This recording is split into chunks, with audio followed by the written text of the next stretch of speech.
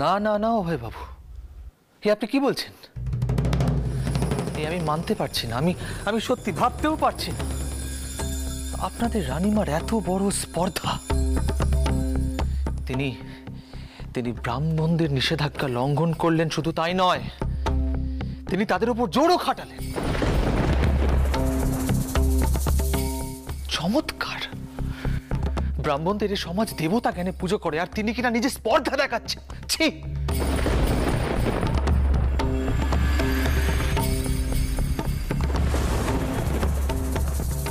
কি আর বলবো বাড়ুজ্যে মশাই, ভাগ্যের দোষে আমি এখন নিজেই বৌঠানের আশ্রিত, নচেত আমি এমন অনর্থ ঘটতে দিতাম না। এত বড় অন্যায় ধর্মেও সইবে না, এ আমি বলে দিলাম। উনি একের পর এক অনাচার করে চলেছেন। ঠিকই তো, একদম তাই, একের পর এক অনাচার করে চলেছেন। তিনি তো বিধি বিধান কিছুই মানছেন না, উল্টে টাকার জোরে নিজের দম্ভের প্রকাশ করে চলেছেন। তার উপর এমন এক জমিতে হিন্দু মন্দির গড়তে চলেছেন যে জমিতে ম্লেচ্ছদের উপাসনা করা হয়েছে। আর সব থেকে বড় কথা হলো, অন্য ধর্মের ছোঁয়া থাকলে যে হিন্দু মন্দির করা যায় না তা তিনি ভুলে গেছেন। আর তাই তো তিনি ব্রাহ্মণদের নিষেধাজ্ঞা অবজ্ঞাও করছেন। দেখুন অভয়বাবু, আপনি আপনার নিজের বৌঠানকে বোঝান গিয়ে ব্রাহ্মণদের সামনে এসে তাকে ক্ষমা চাইতেই হবে, প্রায়শ্চিত্ত করতে হবে বড় করে। তারপর উনি হিন্দু ধর্মের আচার অনুষ্ঠান পালন করতে পারবেন। তাছাড়া শাস্ত্রী মশাই কিন্তু বলেছেন যে ব্রাহ্মণ সমাজের এই অপমান তিনি সহজে ভুলবেন না।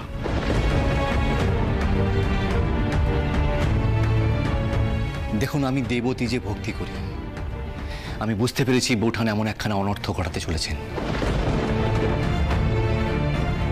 আমি বৌঠানের সঙ্গে একমত নই শাস্ত্রী মশাই, বরং ব্রাহ্মণরা ধর্ম স্থাপনের জন্য যদি কোনো ব্যবস্থা নেন আমি সেই দলেই থাকতে চাই।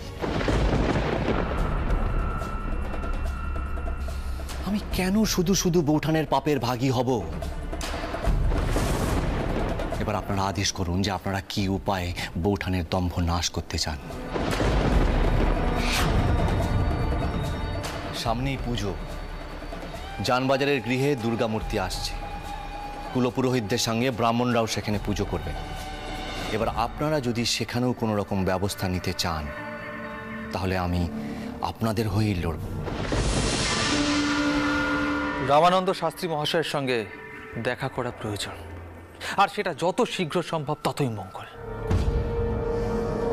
ওই শূদ্রের বিধবাকে আর বাড়তে দেওয়া যাবে না।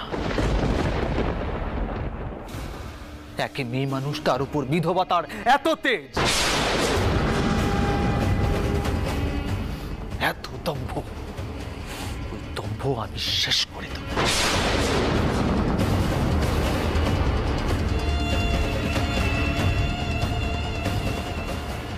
ব্রাহ্মণ আমরাও, আর ব্রাহ্মণদের অপমান মানে আমাদের সকলের অপমান। শাস্ত্রী মশাই,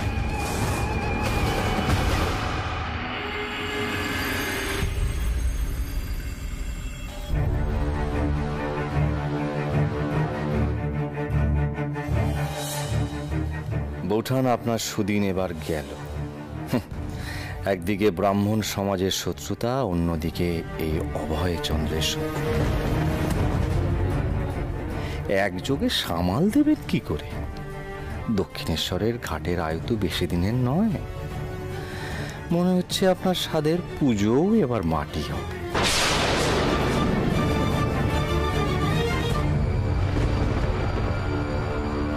গোপালচন্দ্র ব্রাহ্মণদের উপর ভাবে রাগ দেখিয়ে ভালো করেনি। এবার মথুরামোহন বুঝবে কত ধানে কত চাল।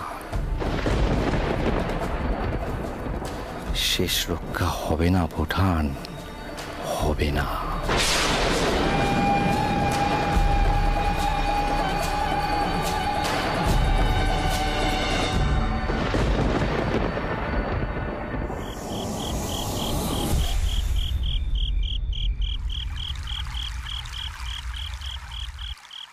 টাউরপো, ও টাউরপো, ঘরে আছো তো? লাল সুতোখানা কিন্তু হাতে বাঁধতে হবে।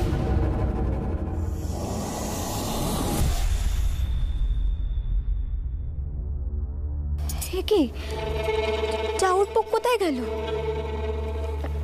ওই হাতেই সুতোকানা বাঁধতে হবে, তাই কওয়া হয়েছে না গো দিদি? হ্যাঁ তাই তো। বড় বউ, কি রে তোরা এখন এলি বুঝি? এত দেরি হলো যে? আমার তো তোদের দুজনে চিনতে চিনতে গলাবুক একেবারে শুকিয়ে যাচ্ছিল। আর বড় বউ পেছনে নয় কিছু জানে নে, কিন্তু তুই তো খুব ভালো করেই জানিস যে বড়দিদি পছন্দ করেনি যে বাড়ির বউয়েরা বেশিক্ষণ বাড়ির বাইরে থাকুক। কি করব মাসিমণি, এটাই তো পুজোর নিয়ম। পেছনকে তো পেহরে পেহরে পুজো দিতে হবে। নিয়ম কানা তো তাই মা, সূর্য অস্তে গেলে কালী পায়ে ফিরতে হবে, ফিরে সকল গুরুজনদের প্রণাম করতে হবে। থাক বাচ্চা থাক, চিরয়ে অস্তিয়। আচ্ছা, ভূপাল হাতে সুতোখানা বেঁধেছে? কই ও ভূপাল? দাঁড়া, আমি ওকে ডেকে আনছি। ভূপাল! ব্যাস পেছন না, তোর আর কোনো চিন্তা নেই। মাসিমণি নিজে দায়িত্ব নিয়েছে ভূপাল চাউরপোকে ডেকে আনার। তাই বলি।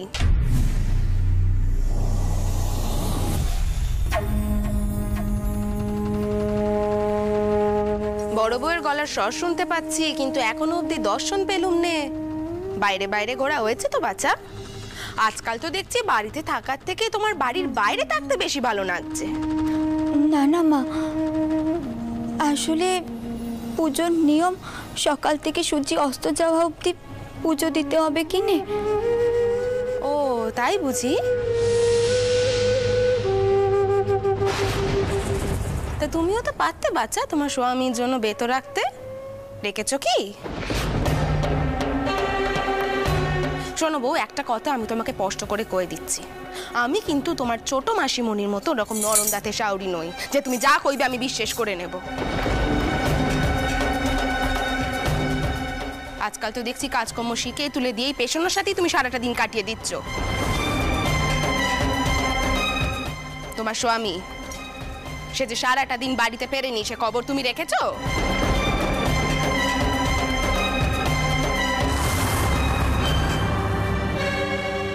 তিনবার আমি চাকর পাঠিয়েছি ওই বুলবুলি পোষা যেখানে হয় সেখানে, তবু সে বাড়িতে আসেনি, মোরগে নড়াই দেখতে চলে গেছে।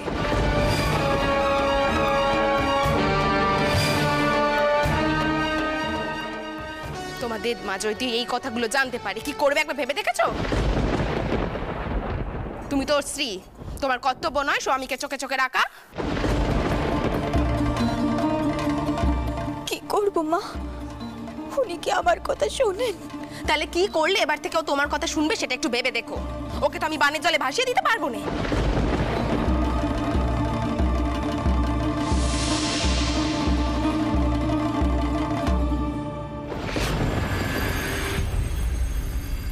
বাইরে থেকে তোমার গলার আওয়াজ পেয়ে এই ঘরে আসতে আমি বাধ্য হলাম পদ্ম।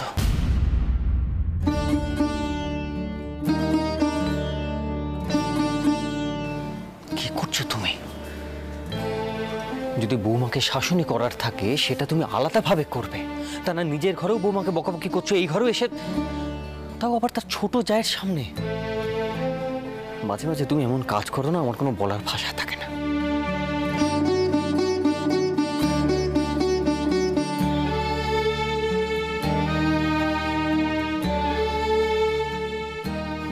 বৌমা, তুমি তুমি কান্নাকাটি করছো কেন? কি আশ্চর্য! আরে বাড়িতে বাড়িতে পুজো উৎসবের সময়, এই সময় যদি বাড়ির লক্ষ্মী কান্নাকাটি করে সেটা কি ভালো দেখায় মা? হ্যাঁ, তুমি কেঁদো না, কেঁদো না, তুমি একদম কান্নাকাটি করো না। তাহলে এবার থেকে আমি কি কইব আমাকে একটু বলে দেবে। আমি তো অনেক স্বাদ করে বাড়িতে বউ এনেছিলাম যাতে আমার ব্যাটার মন কানে একটু বাড়িতে বসে, সে ঘুরে তো বালি পড়ে গেল। তাহলে এবার এই বাড়ির লক্ষ্মী বউকে নিয়ে আমি কি করব আমাকে একটু বুঝিয়ে দেবে।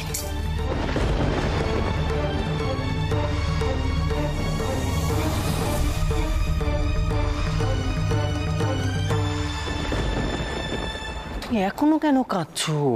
আচ্ছা, আমি তোমাকে কাঁদতে বারণ করলাম না।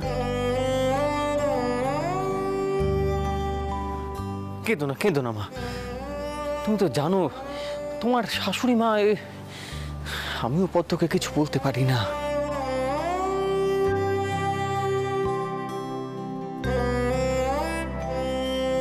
তো জানো মা সেইভাবেই বকাঝকা করে। তবু তুমি কেঁদো না, তুমি কাঁদলে আমার একটু ভালো লাগে না। তুমি তো জানো তোমার কান্না আমি দেখতে পারি না। আর আর তুমি একদম ভাবে না আজকে মহেন ফিরবে, মহেন ফিরলে আমি নিজে মহেনের সঙ্গে কথা বলবো। বড্ড বেশি সাহস পেরেছে ওর, মহেনের সঙ্গে আমি অবশ্যই কথা বলবো। না বাবা মশাই, আপনি ওনাকে কিচ্ছুটি কইবেন না। আপনাকে যদি কেউ অসম্মান করে, কেউ অপমান করে, আমার বড় খারাপ লাগবে। আমি সবসময় আপনাকে দেবতার মতো মান্য করে এসেছি।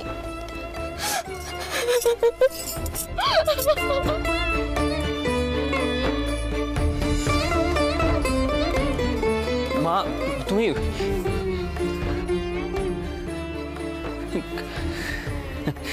দেখেছো কাণ্ড? বড় বৌমা না এখন সে বাচ্চাটা আছে, কথায় কথায় কান্না। তুমি তো আমার ঘরে একা পড়ে গেলে। তুমি দাঁড়াও, তুমি দাঁড়াও, আমি দেখি কাউকে পাঠানো যায় কিনা, আমি দেখছি, দাঁড়াও।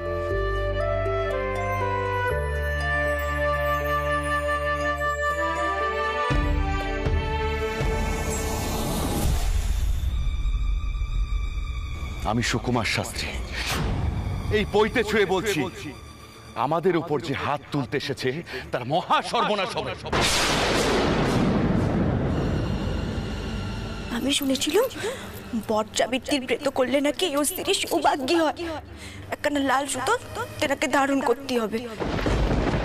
দেখ দেখ, যদি তোর পুণ্যের জোরে আমার বেটা কানে রক্ষে পায়। তেনার হাতে এই লাল সুতোখানা আমি বাঁধতে পারবো তো? আয় আয় কইছি, আর একটাও কথা কইবি না। কিন্তু মা আমি তো এখানে তুই চুপটি করে দাঁড়া একদম। পেছন্ন সারাদিন না খেয়ে দে ঘুরে ঘুরে তোর জন্য পুজো করেছে, আর তুই কেন একখানা লাল সুতো নিজের হাতে বাঁধতে পারছিস নে? না মা, চুপ কর, আর আমি একটাও কথা শুনতে চাই না। এবারে উচিত শিক্ষা হয়েছে ভূপালের। আর মাসিমণি, তোমারও দোষ কম নয়। তোমার আজকারাই ওর আজকে রাগ আর জেদ সব বেড়ে উঠেছে, বুঝলে? যদু দাদা তুমি এখন আমাকে এইভাবে বলছো? কেন বলবো না বলতো? দিদমা তোকে এতবার করে বললো, তারপরেও তুই ঘরে আসতে চাইছিলিস না। তাক যদু, এখন আর এসব কথা কওয়ার কোনো দরকার নেই। পেছন্ন তোর যা যা নিয়ম কানুন আছে তুই পালন কর। আর ভূপাল যদি তোকে কিছু কইতে আসে তখন তুই আমায় কইবি, কেমন? আচ্ছা মা, তোমার কি মনে হয় বলো তো, এই এক গাছা লাল সুতো আমায় রক্ষা করবে? না ভূপাল, পেছন্নর ভক্তি আর প্রার্থনা তোকে রক্ষে করবে। এই কথাখানা দয়া করে তুই ভুলে যাস নে। আর পেছন্নর ভক্তি চেদ্দাকে এভাবে তুই তুচ্ছ করতে পারিস না, বুঝলি? চটকুকি, এদিকে একবার শুনে যা, মা ডাকছেন। হ্যাঁ বড় দিদি, আমি এক্ষুনি আসছি। ভূপাল, এখানে চুপটি করে দাঁড়াবি, আর পেছন্ন যা যা নিয়ম কানুন পালন করতে চাই ওকে করতে দিবি, আর একটাও কথা কইবি না।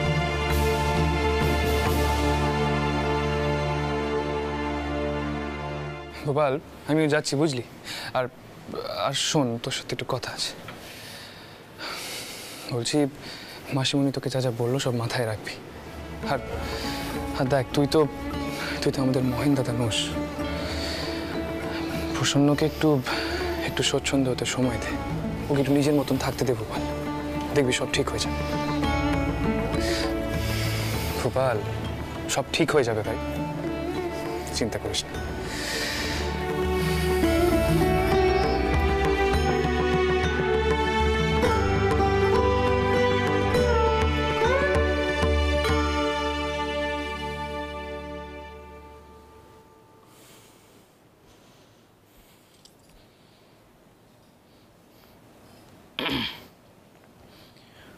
পড়াশুনো না করার তো ভালোই একখানা অজুহাত পেয়েছেন দেখলুম। এই ব্রত পার্বণের জন্য সারাদিন বাড়ির বাইরে বাইরে থাকা, যাতে আমি পড়াতে না বসাই। দেখুন, এসব করে কিন্তু আমায় ভোলানো যায় না। নিন, আপনার কি করণীয় আছে করুন। তারপর আজ আমি সামনে বসে আপনাকে একখানা অন্তত অক্ষর পরিচয় কিন্তু করাবো। আজই কোথায় বাঁধবেন সুতোখানা?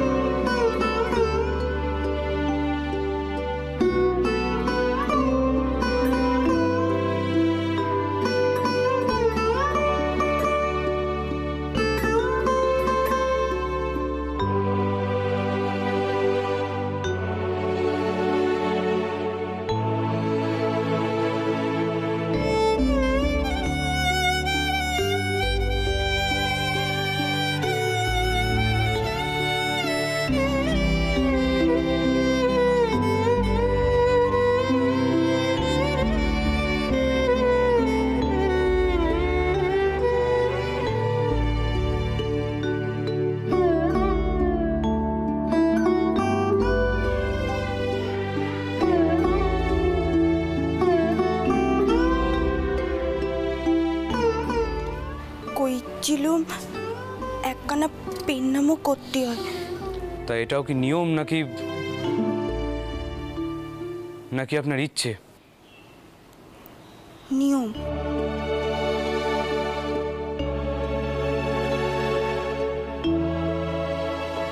করবো?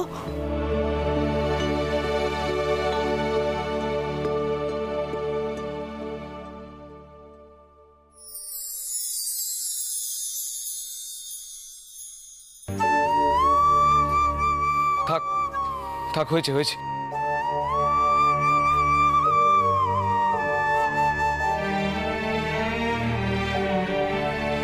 দয়া করে এবার এসব থেকে আমায় মুক্তি দিন।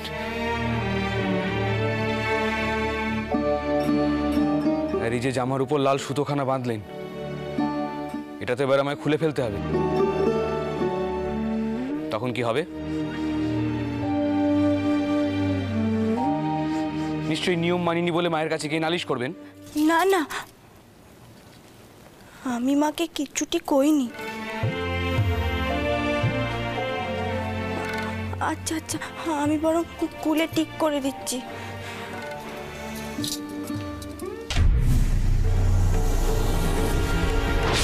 কি প্রসন্ন, কি হয়েছে? আপনি ঠিক আছেন? আসুন আসুন আমার সঙ্গে আসুন।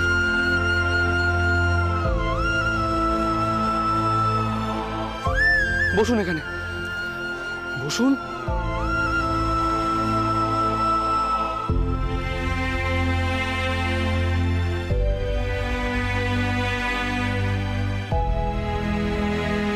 এটা খেয়ে নিন, নিন।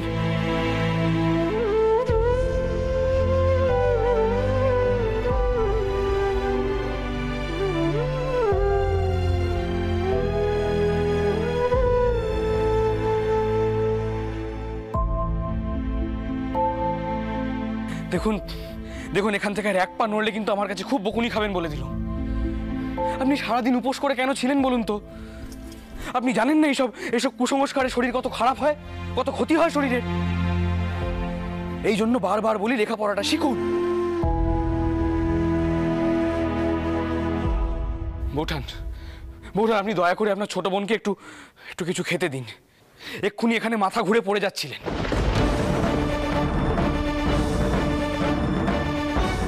দেখুন, একটা কথা কিন্তু আমি বারবার বলে দিচ্ছি, এইসব ব্রত পার্বণ উপোস করে কারুর যদি শরীর অসুস্থ হয় তাহলে তাহলে আমি কিন্তু কবিরাজ ডাকতে ছুটতে পারবো না।